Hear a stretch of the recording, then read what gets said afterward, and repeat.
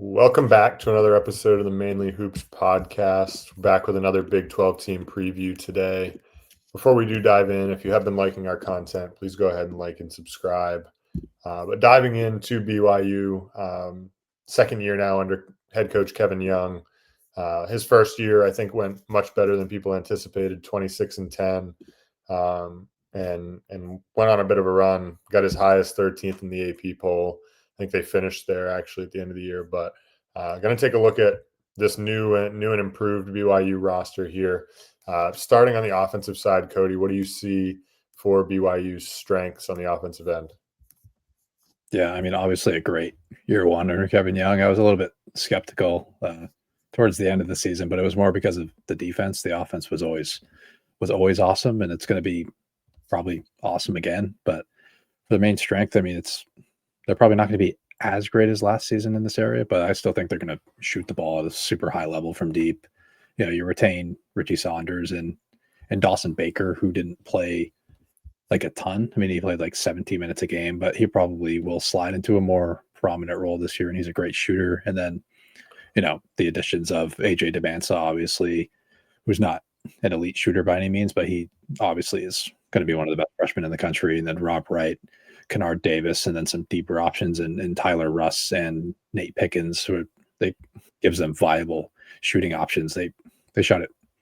They were 37th nationally in 3-point percentage last season with the 25th highest rate of 3-point attempts in the country, which, you know, that's going to make you a pretty elite offense in itself. And I would assume the rate goes down a little bit from last year. Just you have different play types, play styles on this roster. Obviously, Debansa wants to get downhill, score at the rim, score in the mid range a little bit more. But ultimately, this is going to be, you know, a really good offense. And I think another big reason why is because of the improved advantage creation and ball handling. I think that was kind of the only flaw of last year's offense, but I think Kevin Young addressed it pretty well this offseason. And it starts with Debansa, and then obviously bringing in Rob Wright from Baylor is going to be key. He's just a different play style from what Yegor Demon was. Yegor Demon was a really gifted passer, but getting to the rim and he wasn't the greatest of ball handlers. He struggled ball security wise a little bit. I think Rob Wright's really going to help in that area. And these two guys are going to be able to generate paint touches at a high level. And when you already have deadly shooters and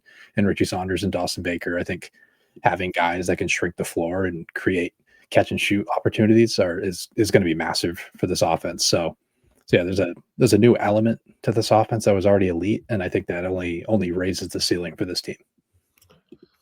Yeah, I mean, basically to echo everything you just said, but also I think that, like, to, I guess, piggyback off of Rob Wright, I think he's going to be like as good as AJ Devansa is going to be.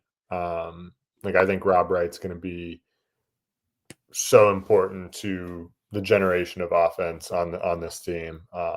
And I expect he's going to do it at a high level. And honestly, like, he's actually, even though the volume wasn't really there as a shooter from him last year, like, he's a little bit better shooter than I kind of have given him credit for. Like 35% basically last year on 86 attempts. Obviously, he's a downhill first kind of guard that wants to make plays in the lane, but like, he showed the capability, and I mean, it seems like everyone on BYU who goes there ends up shooting it better, or, you know, at a high rate under Kevin Young. So I wouldn't be surprised at all if, like, this summer they worked through some things and he ends up shooting it better than we anticipate as well. I just think that there's something in the water over there at BYU. Yeah, he's probably getting paid enough at this point to where he's going to have to shoot it a little bit better. I think what was it, $4 million that he ended up getting. So, Yeah, but I mean, even if he was a doesn't, rumor, even if he doesn't shoot it well, I think he's going to do enough really good things for this offense. Particularly, I think ball handling is probably the most important thing. He's going to be a really stable presence. It's just something that they didn't really have with the Yegor Demon Dallin Hall combination. Yeah. Now, in terms of weaknesses on this team, obviously, like you mentioned, some depth pieces. It does look a little bit different, I'd say, this year. Like, you know, you do add Rob Wright as like a primary on guard player, but now, you know, the the depth behind him as like a primary creator, at least at the point guard spot. You're going to have Debanter, who's going to have the ball in his hands a lot. I do think that is a little bit up in the air, it feels like at this point. And then potentially the front court depth, like Boskovic, showed the ability to space the floor a little bit last year. Didn't shoot it fantastic, but you at least have to honor it. But he's not really going to play much five. He's 6'10", but he's more of like a stretch four kind of guy. And you have Keba Keita, of course, who looks like he's just chiseled. Like he should be all over the offensive glass again this year. I see that as being a strength. Not to go back to other strengths, but I think maybe the depth beyond him in the front court is a little bit up in the air as well on the offensive end. So I think it just sort of remains to be seen how some of these depth pieces and new additions sort of fit in and come along on the offensive side of the ball. Yeah, those were my two small concerns, was like the point guard depth behind Rob Wright. I don't really see a guy who can initiate offense or is like known as being an initiator. I think AJ Debansa could take on some of that responsibility when Wright goes to the bench, and he's obviously going to have a ton of shooters at his disposal, so they can kind of do some point guard by committee stuff there. And then as good as Keba Keita is, and I think their offensive rebound is going to be a real strength. He was 16.5% offensive rebound rate last season, but it's just the guys behind him this year aren't really built to maintain that efficiency when Keita goes to the bench. He only played 21 minutes a game last year. Boskovic is he's more of a floor spacer. I mean, he only shot at 27%. I think there's more in the tank, but he's not a guy that's going to get on the glass either. And then Xavier Staten, who's probably going to play the backup 5 minutes. He's probably going to get at least 10 to 15 minutes to start the year. He's more defensive minded. He's a thinner framed guy who's not really going to get on the offensive glass at that high of a level. I think he's going to be a bigger impact on defense, which we'll talk about here in a few minutes. But yeah, I just think because they had Fus Traore behind Keita last season, and he had a 13.5% offensive rebound rate. They kind of split minutes. I think the offensive rebounding, like high level ability isn't really going to be there when Keita's on the bench. Yeah, and I think too, like Fus was also kind of like a stabling presence, it felt like, for this team. Experienced guy, bigger body, that like he could just kind of like lower his shoulder into somebody and get a bucket down on the block when they sort of needed it. Now not really having that as a backup option, like you're not really going to go to Keita in the post. I mean, he's an offensive rebound lob threat guy, which he's very good at, but it is a question mark, I think, behind them. But now shifting gears to the defensive side, what strengths do you see in this BYU defense? Obviously, we've talked about Keita. He's a beast on the defensive glass. The freshman in Staten coming in. But what do you see on this side of the ball? Yeah, I guess starting with those two guys, I mean, I think Keita and Staten are going to that 5-man rotation is going to create stable rim protection for close to 40 minutes. That's not really something they had last season. And like I said, I'm a little bit uncertain about Staten's role due to his offensive fit, but he's a really talented and lengthy rim protector who I think is going to make an impact from night number one, the second he steps on the court. And then Keba Keita obviously has a 6.9% career block rate, 7.2% last season. So, I mean, we know what we're getting in that area, and he's a great two-way rebounder as well. So he's going to create a high floor there. And then, I mean, you have some other options that can protect the rim. Like I think AJ Debansa has some weak side rim protection skills. And then guy we haven't mentioned yet, and Dominic Diamande at 6'7". He didn't play last year, was at Washington, redshirted like before the season.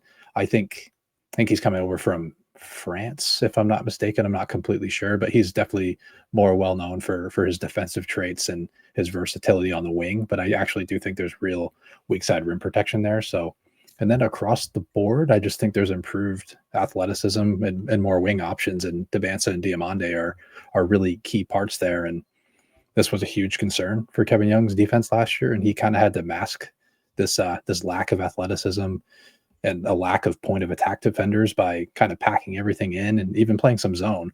And if you just remember that game against Alabama in the tournament where they were just kind of giving up catch and shoot threes at will, and that's literally all Alabama's looking for. BYU was just so scared of Alabama attacking the paint and kicking out from there that they were just giving them threes from like 2 or 3 feet behind the line, and Bama was knocking them down anyway because they're so talented. But it was just a real deficiency for BYU's defense last year. They were 349th in 3-point attempts rate allowed and 289th in percentage. It was just too many open catch and shoot threes allowed from BYU last year. And I just think, I mean, even adding guys like Kennard Davis and even Nate Pickens as a depth piece, he plays way bigger than his 6'3" frame, but he probably has like a 6'9" wingspan. So I just think they have a lot of different options on this roster to be able to guard. Obviously, there's a few guys that aren't the greatest. I think Saunders is probably average, but I think it's pretty fair to say that Rob Wright and Dawson Baker aren't the greatest defenders out there, point of attack, or they just don't have a ton of length. But Kevin Young really did address the need of adding more two-way players and adding more athleticism. Yeah, no, he definitely did, particularly like on the wing, like you said, with some bigger size, like bringing in DeBanza now to come in on the wing at 6'9" is going to be fantastic. He's going to be a great two-way player. I think, I guess, just to go into one of my weaknesses, right? You mentioned the point of attack defense with like Rob Wright, Dawson Baker. It is, I think, a little bit of a concern. Their defense on primary ball handlers, especially against, some of the best ones in the country that they're going to see. This BYU team is a popular pick for people to make a run. They're going to be, top 10, with DeBanza coming in, and they're going to be. Everyone's like, it's kind of like the sexy pick, I think, right? Like they're typically not like they have their flashes year in, year out, depending on what they've got. But this year, I think, is a little bit different, where they have a highly touted recruit, obviously bringing in Rob Wright, who was 5-star last year. But I think, now the defense in the backcourt is a little bit of an issue that I think people are kind of overlooking just because of everything else that it's going around them, and how good the offense should be, and how high octane they should be as a shooting team. I do worry a little bit about like Rob Wright and Dawson Baker in particular. And then the other thing I guess I would mention is like Keba Keita. Last year he was much improved discipline wise. But I still think like his first 2 years at Utah, he was 6.9 fouls per 40 minutes, and then 5.6. Last year was down to 4.4. But it still felt to me, especially in the big games, like he was oftentimes in foul trouble. They were having to sort of manage minutes in the second half because he was like, he'd pick up a third one early. So I do worry a little bit about that because he is so important to this defense. Like, fortunately, they do have Xavier Staten. But of course, he is a freshman. He's not as chiseled as Keba Keita. It's a little bit different of a frame. So I do worry a little bit about the depth in the front court on this end, even though like it projects well. I think like if Keita is getting into foul trouble, it could be a bit of a problem. Yeah, I think it's an understatement to say that Staten isn't really chiseled. Yeah. I think those are the exact opposite types of bigs, which is why I think it's a little bit of a problem. I think when it comes to trying to maintain your style throughout 40 minutes, like you're bringing in two different types of bigs, which I think it's going to completely change the dynamic of what they're trying to do on both ends of the floor. I saw, when you were looking at the fouls per 40, I was just looking at Keba Keita's free throw percentage. He shot at 41% from the line last year, and he's a 48% career free throw shooter. I knew it wasn't pretty, but that's pretty bad for a guy that's going to be on the floor a lot of the time. And maybe that's part of the reason why he can't stay on the floor for more than 50 minutes is because you can hack him and he misses a few free throws and you got to get him out of the game. But yeah, I pretty much agree with all those points. My main concern I had jotted down was I thought the projected starting five was still a bit lacking on the defensive end. Like if they're going to throw a lineup of Rob Wright, Dawson Baker, Richie Saunders, Debansa, and Kada, I think Kennard Davis can ultimately start at the two, and it makes this defense look a little bit better. He's like a 6'6" frame and athletic. I don't think he's like a fantastic like lockdown defender by any means, but I do think he's gonna take on more of a defensive minded like 3-and-D type role. He averaged 16 points a game at SIU last year and like was pretty efficient, but I do think he's going to be a really important piece for this team this next coming year. And yeah, like you mentioned, I mean, they are getting a ton of hype, and the defense was fairly concerning last season. Like I mentioned, they finished 64th in defensive efficiency. Like finishing 64th probably isn't going to cut it when it comes to being a Final Four team. I do think this team is much improved on this end. I think they can get themselves to around the 30 range, maybe 35. And I do think that's enough when you're going to probably have a top 5 offense in the country.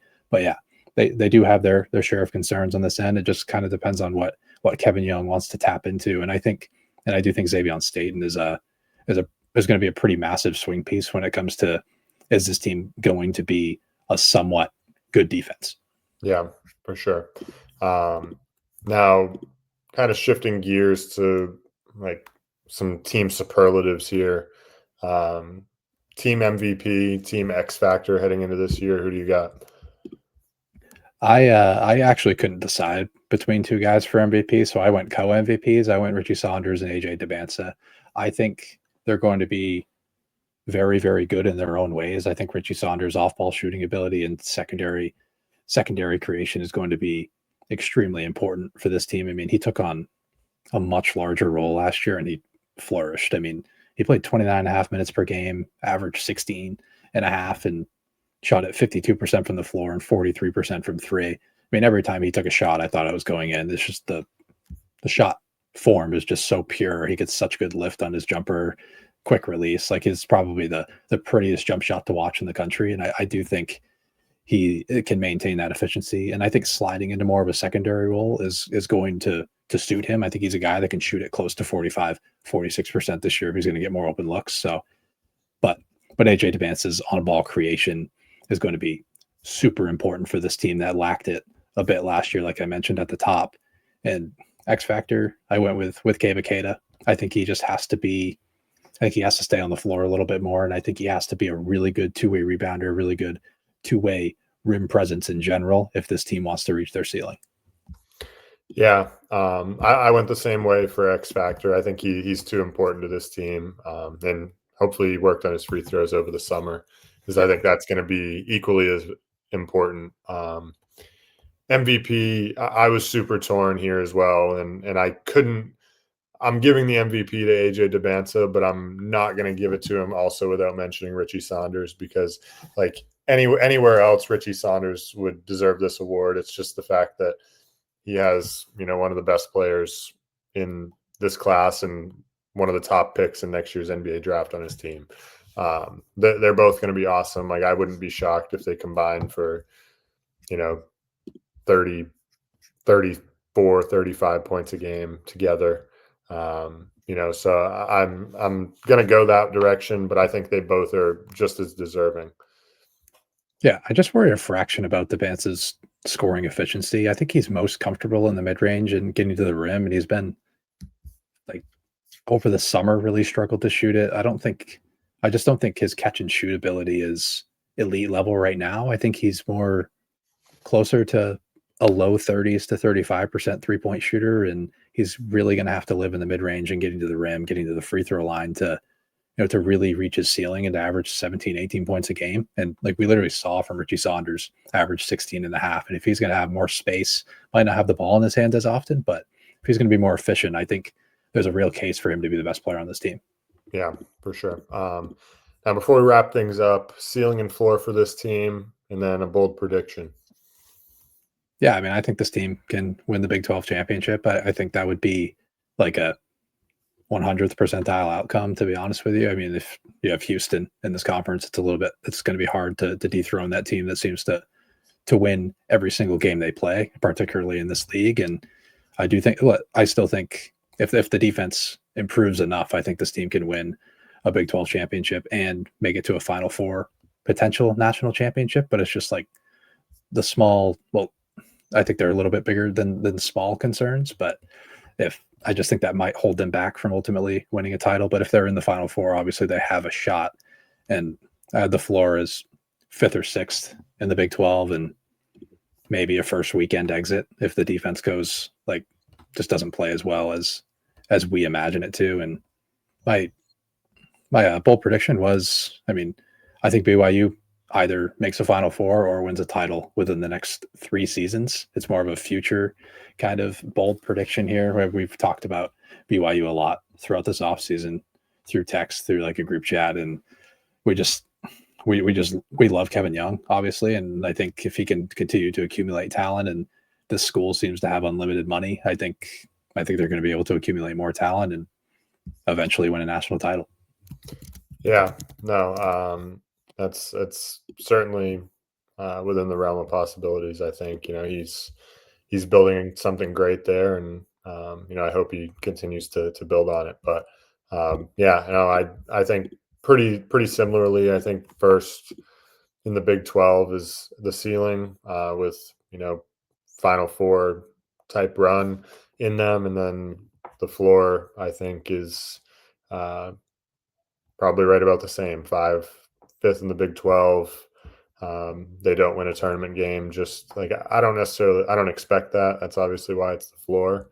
But I think there are just some things that could happen that could certainly lead to that. And then bold prediction. I'm going to say Rob Wright's going to average 6 assists plus.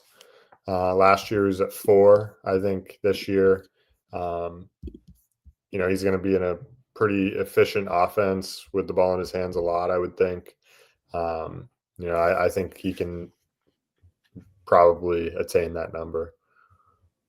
Yeah, it's honestly pretty impressive that he got to 4 last year in that Baylor offense that had a lot of mouths to feed. And I do think Rob Wright's going to have the ball in his hands way more than he did last year, despite there being a lot of talent on this roster. There's a lot more of guys that are off-ball shooters than anything, but I do think he's going to be an important piece to this team.